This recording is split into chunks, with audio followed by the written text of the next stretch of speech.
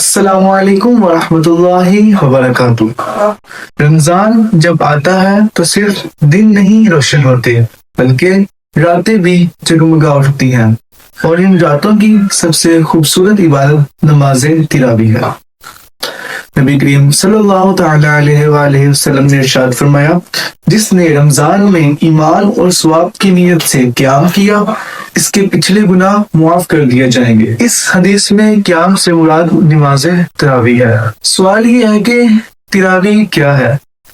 تراویح دراصل رمضان کی مخصوص راتوں میں پڑھی جانے والی نماز ہے۔ یہ سنت موقدہ ہے۔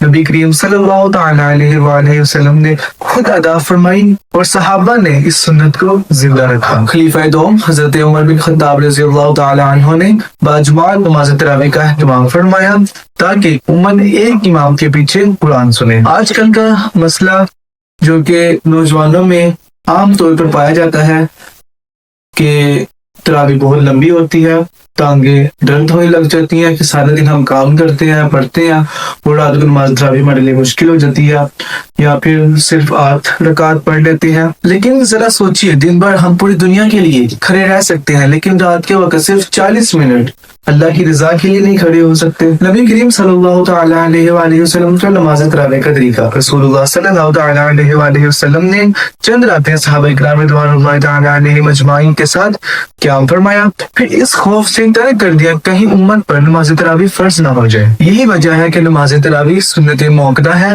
فرض نہیں ہے، لیکن سنت کو معمولی سمجھنا یہ بہت بڑا نقصان ہے۔ نماز تراویح کے بہت سے فضائل ہیں، جن میں سب سے پہلا گناہوں کی مغفرت ہوتی ہے، جس طرح رسول اللہ صلی اللہ تعالی علیہ وآلہ وسلم کی حدیث پاک موجود ہے کہ جو شخص رمضان میں ثواب کی نیت سے رات کو قیام کرتا ہے، اس کے تمام گناہوں کو معاف فرما دیا جاتا ہے۔ اور دوسرا، قرآن کریم سننے کا موقع ملتا ہے کہ پورا رمضان اگر ہم بزی بھی ہوں کام میں یا پھر اسٹڈی میں، تو ہم اس طرح سے تلاوت نہیں کر پاتے، تو رات کو صرف 40 منٹ نکال کر قرآن مجید ہم سن سکتے ہیں پورا۔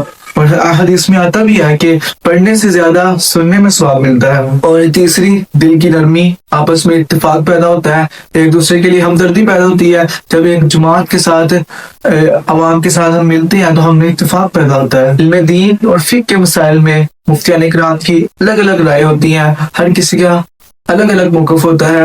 اسی طرح نماز تراویح میں بھی مختلف علماء کرام کے مختلف موقف ہیں، جس طرح مفتی تقی عثمانی صاحب کے الفاظ ہیں کہ تراویح دراصل قرآن سے تعلق جوڑنے کا سب سے بڑا ذریعہ ہے۔ جو شخص پورا رمضان تراویح میں قرآن سنتا ہے، اس کا ایمان تازہ ہو جاتا ہے۔ مولانا طارق جمیل صاحب کا بیان ہے، جو کہ اپنے بیانات میں اکثر اس بات کا تذکرہ کرتے ہیں کہ رمضان کی راتیں سو کر گزارنے کے لیے نہیں ہیں، رو کر گزارنے کے لیے ہیں۔ تراویح میں کھڑے ہو جاؤ، اللہ کے سامنے ٹوٹ جاؤ۔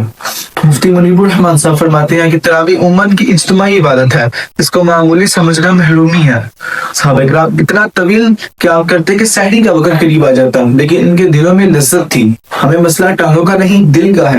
جب دل زندہ ہو جائے تو جسم تھکن بھول جاتا ہے۔ تحقیقات کے مطابق مسلسل کھڑے ہو کر عبادت کرنا جسمانی توازن بہتر کرتا ہے، دل کی گردش بہتر ہوتی ہے، ذہنی سکون ملتا ہے، لیکن سب سے بڑی بات یہ روح کو بھی زندہ کرتا ہے۔ ذرا تصور کریں، قیامت کے روز اللہ تبارک و تعالیٰ اپنے بندوں سے پوچھے گا کہ میں نے قرآن کو نازل کیا، تم نے کتنی راتیں قرآن کے ساتھ گزاری؟ اگر ہم نے تراویح کو ہلکا لیا ہو تو ہم اس جواب کو دینے سے قاصر رہ جائیں گے۔ ہم اس کے جواب میں کیا کہیں گے؟ یا اللہ، ہم نے اس نماز کو چھوڑ دیا، ہم نے تیرے قرآن کی تلاوت نہیں کی، تلاوت بھی نہیں کی۔ جب ایک جماعت اس کو ادا کر رہی تھی، ہم ان کے ساتھ بھی نہیں مل سکے۔ رمضان کی راتیں چند دن کی مہمان ہے، پھر یہ چاند ڈھل جائے گا، پھر نہ جانے اگلا رمضان نصیب ہو یا نہ ہو۔ آج نیت کریں، یا اللہ اس رمضان کی ایک بھی تراویح ضائع نہیں کروں گا۔ اللہ ہمیں تراویح کی قدر کرنے کی توفیق عطا فرمائے۔